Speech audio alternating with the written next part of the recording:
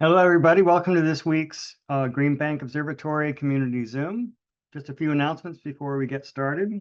The telescope is in great shape after maintenance. We are now down for a little while to replace 3 of the wheels. You may remember that last year we had a damage to one of the wheels that forced it to shut down. We're now in the midst of a plan to replace all wheels, and we're replacing 3 of them in the next couple of weeks. We plan to be up and running again the 27th of September. That's a Friday. So make sure your observing scripts are enabled because we will get right back to it once we're done with the maintenance period. The proposals are still being evaluated in the TAC process, and you will hear when that process is complete if you have Green Bank proposals. Let's hand it off then to Dave Frere, who's going to introduce today's speaker. Hi, everybody. Thank you for coming and participating in this week's Community Zoom. We're fortunate today to have David Stark, who's staff at Space Telescope Science Institute. He's I would consider an expert user of the GBT, and he's going to be talking about using GBT observations to probe the origin of breakBRD galaxies. I like to remind the participants, go ahead and put your questions in the Q&A, and we'll address them at the end of the presentation. So David, go ahead and take it away. Right. Hi, everybody. Let me just share my screen here. Over here. So I guess, can somebody just confirm that the presentation is showing up? Yep, we can see it. Okay, great. Yeah, hi, everybody. Dave Stark. I am from Space Telescope Science Institute, and I'm excited to tell you about the work we've been using with GBT to study the origins of the subclass of galaxies called breakBRDs, and I'll tell you all about those soon. Before I get started, I just want to acknowledge my collaborators, Sarah Tuttle, Stephanie Tonneson, Zach Tu, and Sean Fillingham all played major roles in this project. And much of what I'm going to tell you about was recently published in AppJ, and I put the reference there at the bottom, so definitely feel free to check it out. Okay, so what I'm going to talk about today, I'll start by introducing breakBRDs, because I'm guessing a lot of people haven't heard of this subclass of galaxy before. I'll tell you what they are and why we're studying them, why we think they're interesting. I will talk about the new GBT 21 centimeter observations we took of these galaxies to study their gas content. I will share some results from those observations, alongside some other data, how we interpret some of those results, how we think breakBRDs are evolving, and then I'll finish by discussing some future work we have planned. Okay, so step 1, what is a breakBRD? So breakBRD is an acronym. It stands for break bulge in red disk. Some examples of breakBRDs are shown on the upper right here. This sample was introduced by Tuttle and Tonneson 2020. And the defining characteristics of these is that they have central D4000, so 4000 angstrom break measurements consistent with star formation. So their bulges are star forming, as opposed to their disks, which are chosen to have very red colors, and are not star forming or are very weakly star forming. So this is kind of shown in the plot on the bottom right. This is a central D4000 measurement from a Sloan fiber right on the center of each galaxy on the y-axis. The x-axis is the G minus R color. And the blue are showing your typical star-forming galaxies. The red contours are showing your quenched galaxies, and breakBRDs are off to the side of both of those.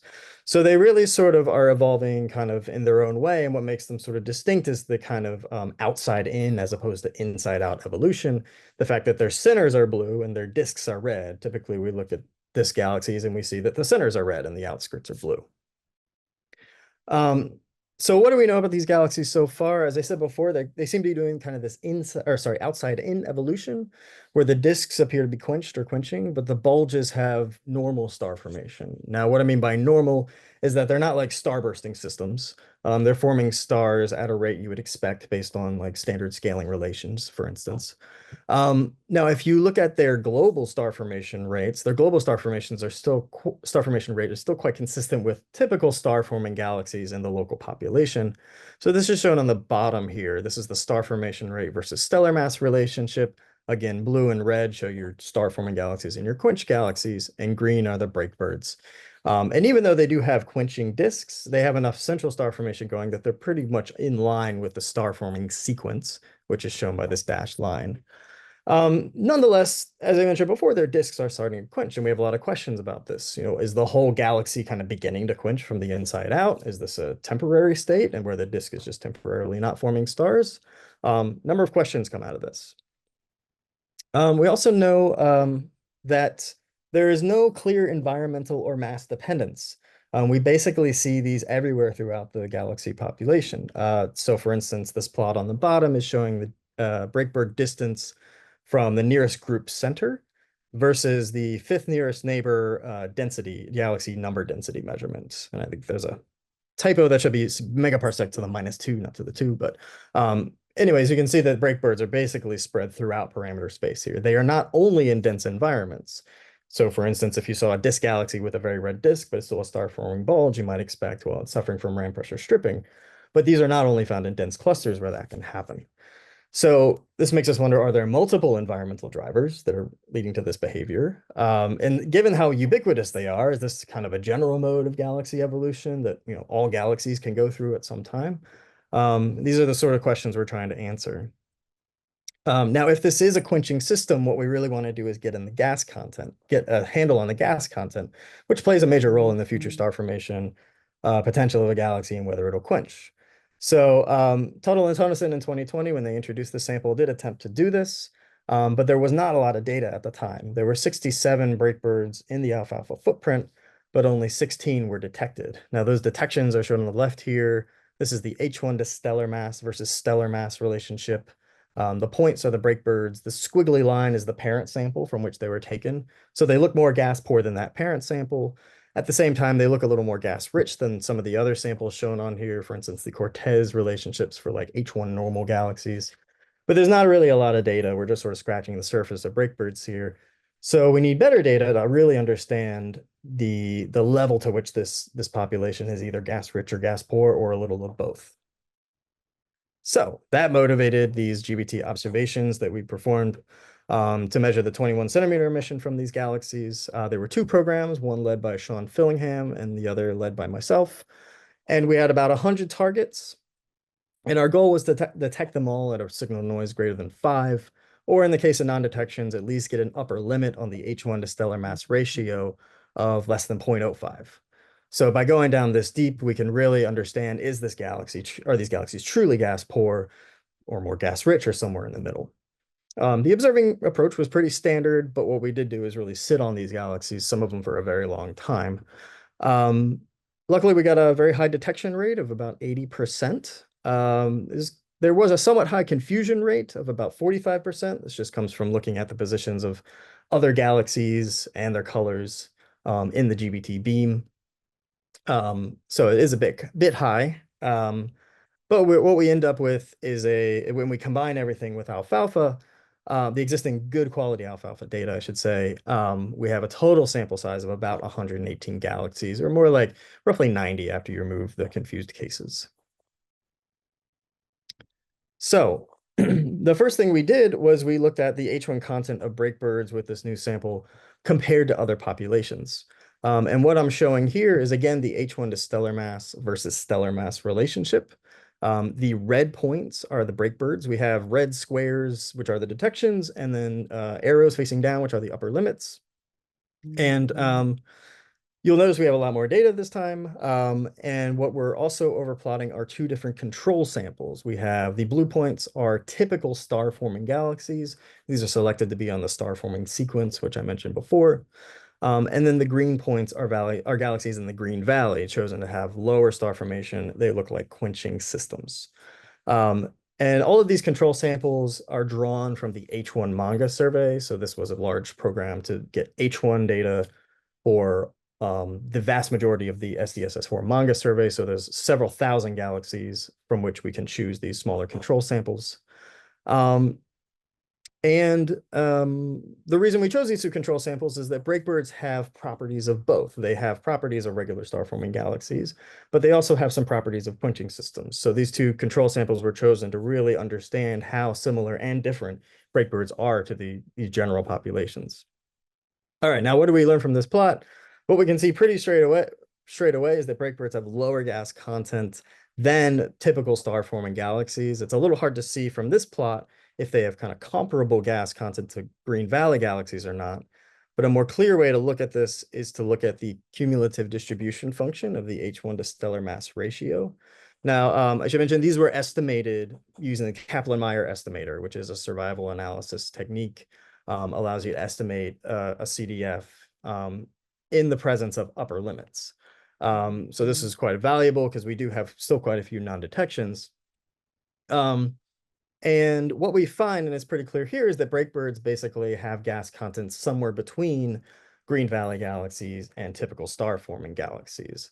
So they sort of have this middling range of gas content. And the next thing we can do is look at their H1 depletion time. So this kind of gives us a sense of how quickly the gas is being consumed in a galaxy. So this is just defined as the H1 mass divided by the star formation rate. It's a very simplistic indicator of how quickly the gas will get used up in stars, but it is useful for comparing these populations. And I do understand that H1 is not the gas phase that typically forms stars, but nonetheless, it represents the large-scale cold gas reservoir of galaxies. Molecular clouds are going to form out of it, and those will form stars. So I think this is a useful metric. And what we can immediately see is that breakbirds have pretty low H1 depletion times. This is more clear on the right panel where we're again looking at the CDF. The typical breakbird H1 depletion time is about maybe 1 to 2 gigayears, as opposed to more typical star-forming galaxies. It's approaching 10 gigayears. So much more dramatic and rapid consumption of gas in breakbirds. The Green Valley galaxy CDF is pretty poorly constrained because we have so many upper limits. That's why it never actually goes to 0. But roughly speaking, it looks like they can extend to much longer H1 depletion times. So really the breakbirds stand out as having really, really short H1 depletion times here.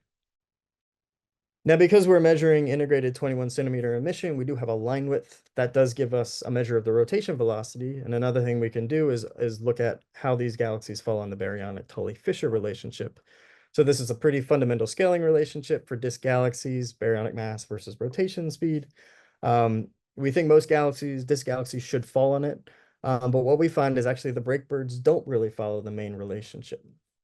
The mean relationship defined by the general galaxy population.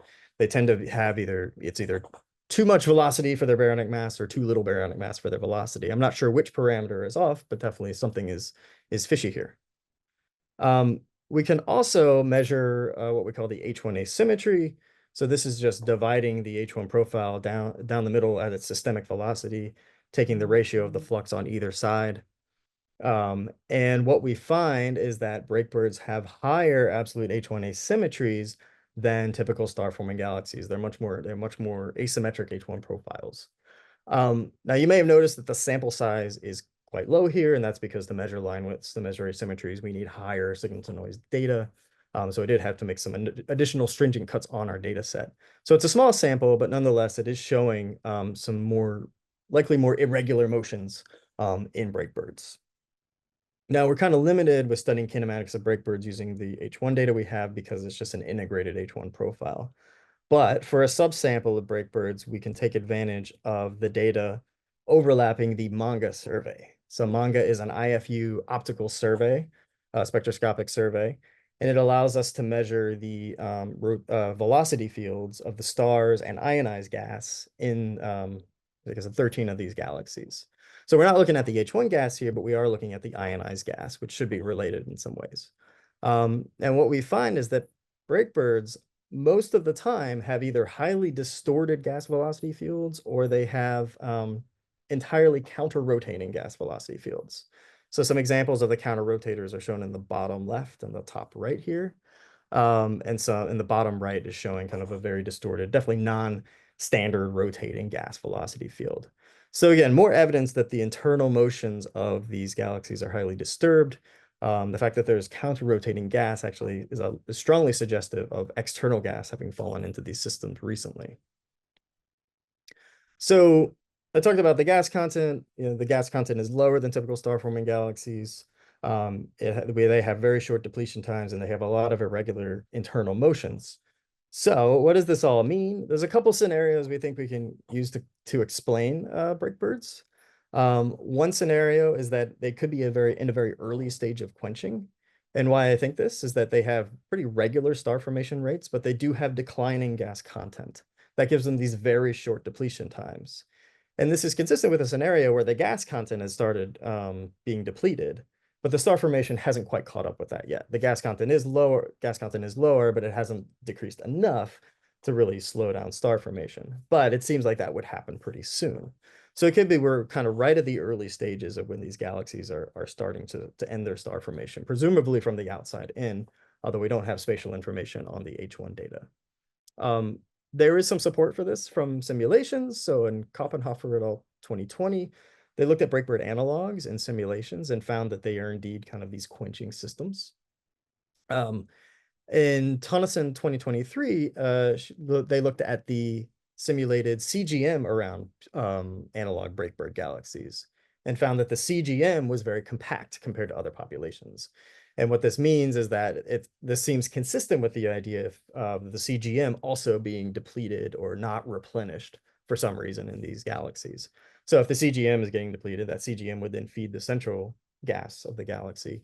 And so if the CGM is being depleted, it makes sense that the central disk would also follow and be depleted as well.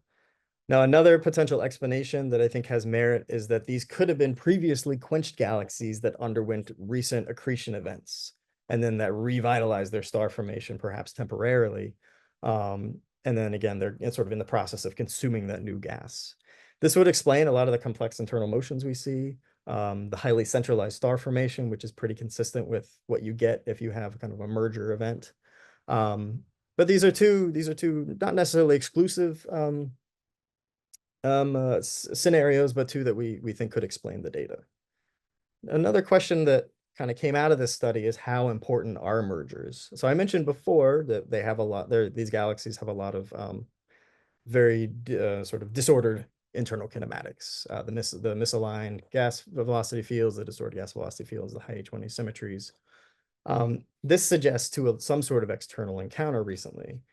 Now, if we look at the optical imaging data, breakBRDs look pretty settled. We actually analyzed these using an optical image analysis technique described in Nevin et al. 2019. It's sort of a more intense computational image analysis of galaxies. But what we find is that the probability of breakBRDs being major mergers or minor mergers is basically the same as every other control sample. So there don't seem to be an excess of mergers, at least based on their optical imaging data. Now, why the disconnect between kind of the gas data and this kind of starlight is that we could be probing different timescales. It has been noted that gas is a very good long-term timescale tracer of past interactions.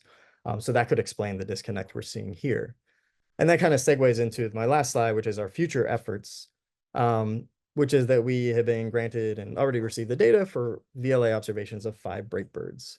And one of our goals is to use the spatially resolved H1 data going out to very large radius to really probe for signatures of past interactions and really understand if these things are truly merger remnants or have undergone past interactions. We also want to measure the H1 radial distribution and see whether it matches the star formation, the radial star formation pattern. Do we indeed see like the H1 disk being depleted in the outskirts? And if not, then that would say something is sort of disrupting that gas and keeping it from forming stars. So these are some questions we hope to answer with the VLA data. So just to conclude, we conducted deep H1 observations of about 100 breakBRDs. We found that they have less H1 than typical star-forming galaxies, but not as low H1 as kind of more the general population of quenching systems in the Green Valley. Very short H1 depletion times. They deviate from the BTFR, have a high rate of H1 profile asymmetry, and a lot of distorted and misaligned ionized gas velocity fields. They could represent an early phase of quenching or potentially rejuvenated galaxies, and mergers may play a key role in their evolution, but that's something we're still investigating. Thanks for your time, and I'm happy to take any questions. Thank you very much, David. We have some questions in here right now. I'll go ahead and read them through. Okay. If you compare the star formation rates of just the bulges of the breakBRDs to the bulges of typical star-forming galaxies, would they be similar, or does the central star formation rate actually need to be elevated in order for them to fall on the star-forming main sequence, I guess? Yeah, so that's a good question. There's a grad student at, let me see if I can explain his plots. This is a grad student at University of Washington, Miles McKay, is investigating this very question.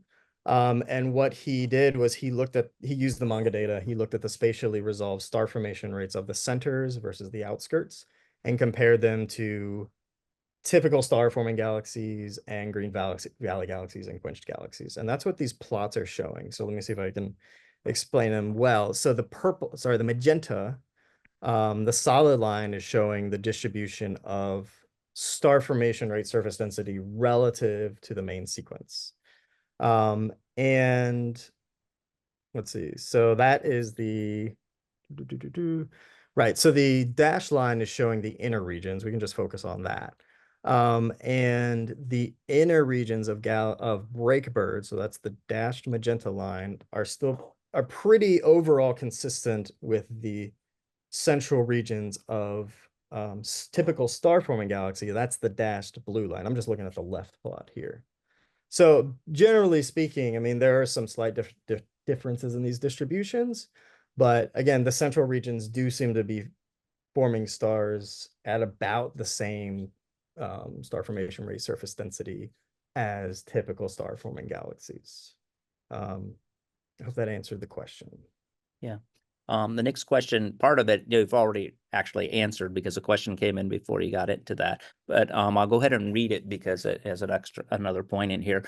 Do you have any follow-up interferometric observations planned for a subset of detections to find H1 distribution, to define the H1 distribution in the disk or the bulge? This may be useful to explore the Tully-Fisher deviation. So yeah, absolutely. Yeah, so yeah, I mentioned the VLA data we have in hand. I just need to reduce it. Yeah, it has a lot of uses. I think we can understand our velocity measurements better. Like one thing I didn't mention is that, for instance, those Baryonic-Tully-Fisher, the velocities I use for the Baryonic-Tully-Fisher relationship are from line widths, but I also established that those line widths are highly asymmetric. So can you trust them? I think having the spatially resolved data will allow us a much better handle on the rotation's velocity or any irregularities in the rotation velocity to really understand, yeah, why are these things deviating from the BTFR? Is it just we're measuring velocity not that well, or is there something else going on? But that's definitely one thing we can do. were you measuring the velocity based on the 20% power widths? I think it's 50%, but Or you were using the 50%? Okay. yeah, because some of the detections are quite weak. It can be hard to get down to the 20%. Okay, to see down at the 20% level. I got you. So the 50% we can get at more, although even with, we still had to cut the sample down quite a bit, even just to get that reliably. So. Okay. And another question, do you have any CO data of the sample to have a better handle on the molecular gas that could be directly related to the star formation rather than the H1? Yeah, as far as I know, there is no CO data. I believe there's been some attempts to get CO data, which unfortunately weren't successful, but hopefully in the future we'll be successful there. That's definitely of interest. So stay tuned. Another question, when shouldn't star formation be favored in the disk where the density is highest? Where the gas density is the highest? Well, I guess. Sorry, go ahead. No, I'm sorry. You should answer. I mean, I don't know. I think I'm not sure that that's always the case. I mean, you do have, I think it's getting a little, I could be wrong about some of this, but the surface density of like star forming gas, for instance, I think typically follows an exponential. So we don't necessarily expect stronger star formation in the disk all the time, I think. But I think there could be more. I think typically we expect the star formation to stop in the centers of galaxies more because there are processes that can help quench that star formation. But that's why this population is interesting, is because it's doing the reverse of what we kind of expect. It's the disk star formation that's ending before the bulge star formation. I'm not sure if I answered that Yeah. question terribly well, but yeah, I think it points out again why the sample is interesting. And then another question and a comment. Well, what velocity measure do you use for the baryonic Tully-Fisher relationship? And the question, how are the distances estimated? And they're pointing out the scatter in these two could easily explain the apparent deviations from the Tully-Fisher relationship, especially if there's a lot of asymmetry in the velocity fields. Yeah, as I think, yeah, the asymmetry in the velocity fields I touched on before, it definitely makes you question whether your line widths are right. So we're measuring I think the method we use is we kind of fit a line to each side of the profile, and you find the 50% level on each side, and then you find the distance between those two, and that's how we're getting the line widths. Yeah, so the asymmetry I think is a big question of whether that means our line widths are reliable or not. Totally understand that. I think the other question was how we get the distances. I believe the distances all come from Hubble law, possibly with a correction for local group motion. I would have to double check that, but they're certainly not like they're not like tip of red giant branch or Cepheid based or anything like that, as far as I know. How far, what was a redshift distribution? Or the velocity distribution of these sources? How far away are they?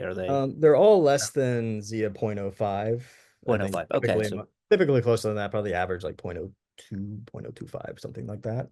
And the control sample should be about the same. So the distribution of distances between the two should be about the same, but that's definitely something I can check. Another question. Do you have any information on the stellar population ages in the bulges in the disk, perhaps as a function of gas depletion time? That's a good question. I think that's something that Miles McKay, who I showed his plot earlier, is looking into. I believe that the average stellar age of the bulge is younger than the disk, or at least, I don't want to guess. So let me just say there's somebody looking into that. And hopefully his paper comes out soon with that information, but I don't want to get it wrong and tell you something wrong. So that's a great question and totally something that should be looked into. And I think he is. I'm going to take prerogative and just ask a question. Well, what percentage of the total population of like normal massive galaxies are classified as breakBRDs? I mean, is this a small percentage? It is a small percentage. Yeah, I think the parent sample was like several thousand. The parent sample comes from this compilation of galaxies with bulge disk decompositions from Lackner et al. 2012. I think there were several thousand that kind of fit the quality cut, and then it came down to like 120 that passed as break. Okay, so it's a small percentage, but they're kind of seen all over the place. That's why I was poking at that because I think the accretion aspect and the merger, the asymmetry and the gas profiles and that. Okay, so a small percent that would be consistent with, merger type or accretion events. And yeah, I could see that too. Yeah. Okay. A couple more questions. Do any of these galaxies exhibit AGN? No, they're selected not to have AGN. So, I don't think anybody's looked into whether you because I think AGN kind of mess up the selection to some degree. I don't know that anybody's tried to do a selection including AGN to see how frequent they are. So the answer is no, but because they're chosen that way. Perfect. Okay. Another question. Does dark matter have a role here? It has a role in everything, right? Yeah. If it's doing something different in breakBRDs, I don't know. That it's admittedly not something I've thought of. I'm totally open to suggestions on what could be happening there. It's an interesting question. Yeah. Okay. I don't have a great answer for it. That is fair. Okay. That ends, I think, the Q&A. I'll see if anything else is coming in last minute. I'd just like to thank you again, David, for giving the talk. I had not heard about this population, so I appreciate it. I got to learn something. I had not heard this before. heard the terminology breakBRDs before. So good luck and your research following these sources up, and hopefully, we'll be able to distinguish between the quenching scenario versus maybe the merging scenario with your incoming data. So Yeah. thank you very much for the interesting talk. I'd like to thank all the participants and everybody that came and listened to the talk today. We'll have another talk in 2 weeks by Alexander McEwen from George Washington University on that, and this is going to the pulsar world, the Green Bank 820 megahertz pulsar survey discoveries and follow-up. So until next time, thank you and have a great day, everybody.